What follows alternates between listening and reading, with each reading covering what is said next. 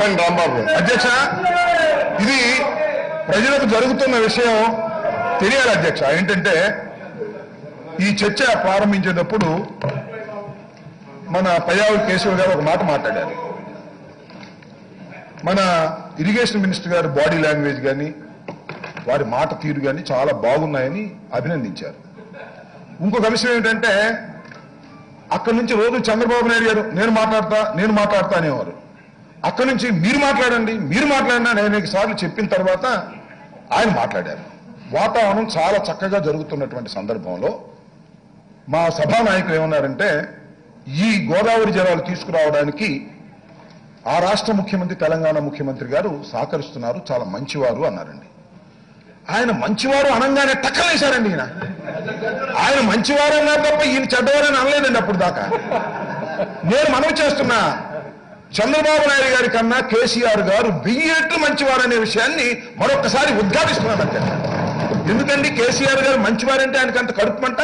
ఆయన ఎందుకు లెగవాలి?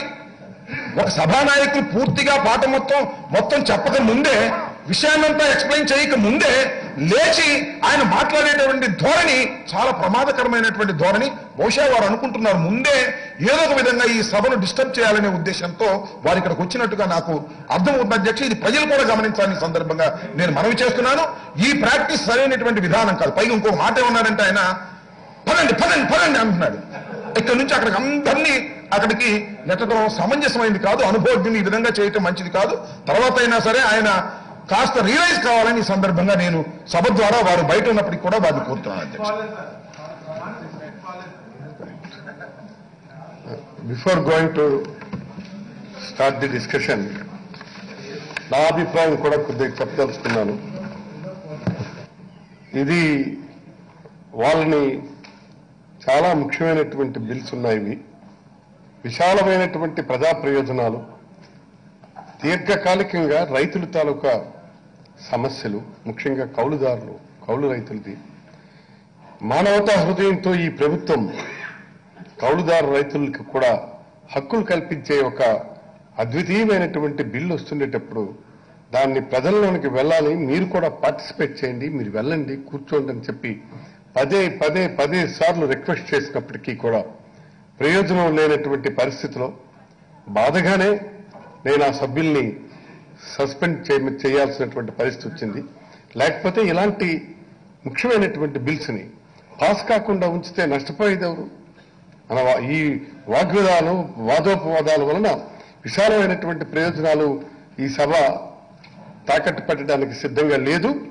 దానికి సభ ఎట్టి పరిస్థితుల్లోనూ కూడా ముందుకు కొనసాగించాల్సినటువంటి అవసరం ఉంది.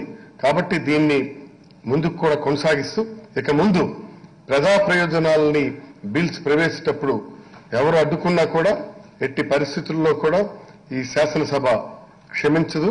ఎట్టి పరిస్థితుల్లో కూడా శాసనసభను అడ్డుకునే ప్రయత్నం చేయకూడదని చెప్పి మరొకసారి నేను గౌరవ సభ్యులకి నేను మనవి చేస్తున్నాను. కాబట్టి మీ అందరికీ నేను నిజంగా ఈ బిల్లును కూడా వాళ్ళు ఈ విధంగా ప్రజల్లోనికి పోనివ్వకుండా చేస్తారని నేను అనుకోలేదు. నిన్న కూడా బ్రహ్మాండమైనటువంటి బిల్స్ వచ్చాయి, మొన్న బ్రహ్మాండమైనటువంటి బిల్స్ వచ్చాయి.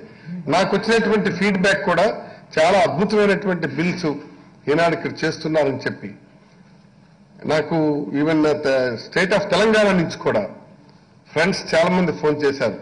మంచి బిల్స్ ప్రవేశపెడుతుంది మీ ప్రభుత్వం, అసలు was never happened in the past.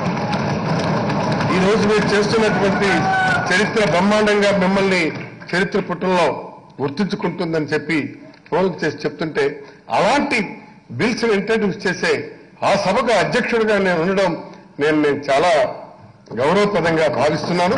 కాబట్టి ఎట్టి పరిస్థితుల్లో కూడా ఈ బిల్స్ అన్ని కూడా మనం పూర్తి చేసి ప్రజల ప్రయోజనాల కోసం ముందుకు అడుగేయవలసిందిగా ఈ ప్రభుత్వానికి సభానాయకుడు గౌరవ ముఖ్యమంత్రి గారి ఆధ్వర్యంలో ఈ కార్యక్రమాలన్నీ ముందుకు నడిపించండి అని చెప్పి మీ అందరికీ తెలియజేసుకుంటూ ఈ మిగిలినటువంటి rest of the bills introduce చేసి ముందుకు వెళ్ళవలసిందిగా కోరుతున్నాను.